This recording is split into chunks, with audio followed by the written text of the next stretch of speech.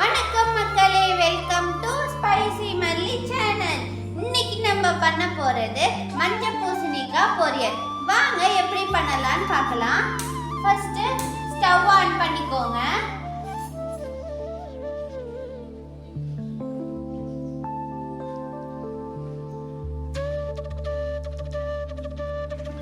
இப்ப சுத்தமான நல்லெண்ணெய் ஊத்திக்கோங்க. இப்போ எண்ணெய் காஞ்சிடுச்சு, நம்ம கடுகு ஆட் பண்ணிக்கலாம்.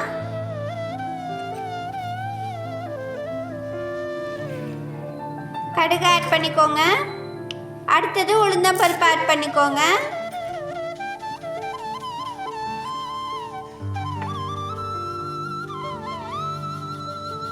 இப்போ கடுகு பொரியட்டும். அதுக்குள்ள நம்ம தேவையான பொருட்கள்லாம் என்னென்னு பார்த்துடலாம்.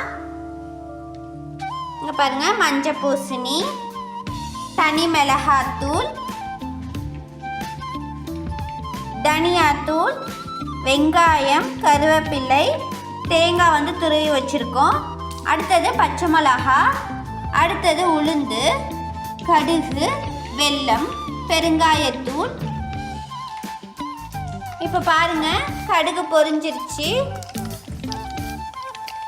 பச்சை மிளகா ஆட் பண்ணிக்கலாம். அடுத்தது கருவேப்பிலை, வெங்காயம் ஆட் பண்ணிக்கலாம்.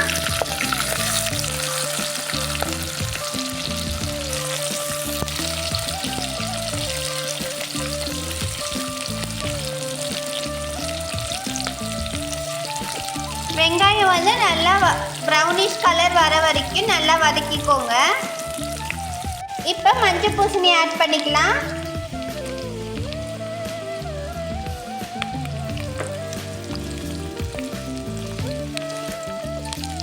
இந்த மாதிரி நல்லா வதக்கிக்கோங்க பூசணிக்காவை போட்டுட்டு.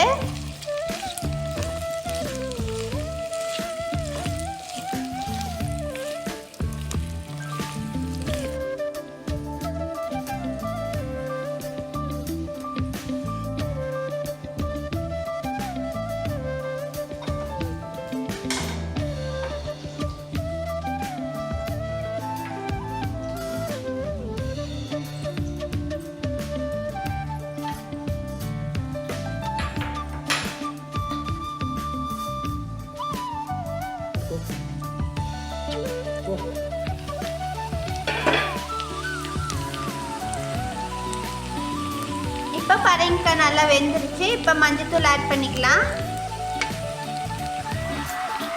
அடுத்தது தனி மிளகாத்தூள்,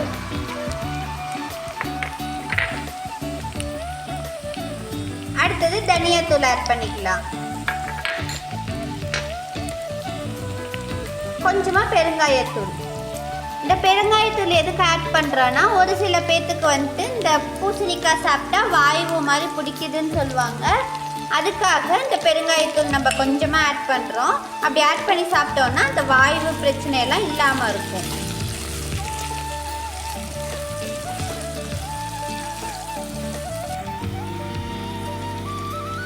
இப்போ தேவையான அளவுக்கு உப்பு ஆட் பண்ணிக்கோங்க.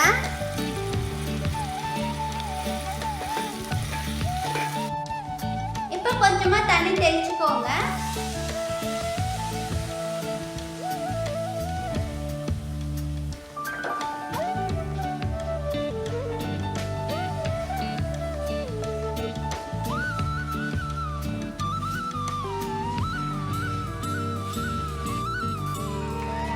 இப்போ இதை ஒரு 3 to 5 minutesல வெந்துடும். இந்த மாதிரி க்ளோஸ் பண்ணி வச்சுக்கோங்க.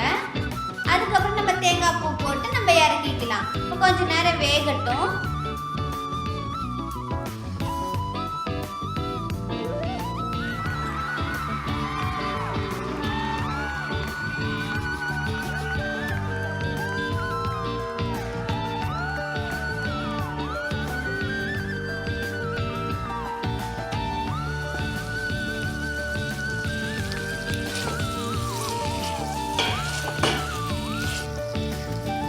இப்போ கொஞ்சமா வெல்லம் ஆட் பண்ணிக்கோங்க.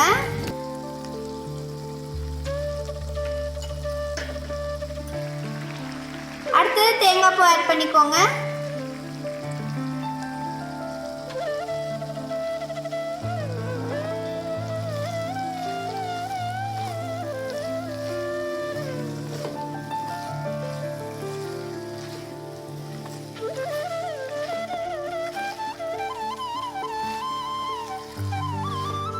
அவ்வளோதாங்க. இவ்வளோ நேரம் நம்ம எதிர்பார்த்துட்டு இருந்த மஞ்சள் பூசணி பொரி.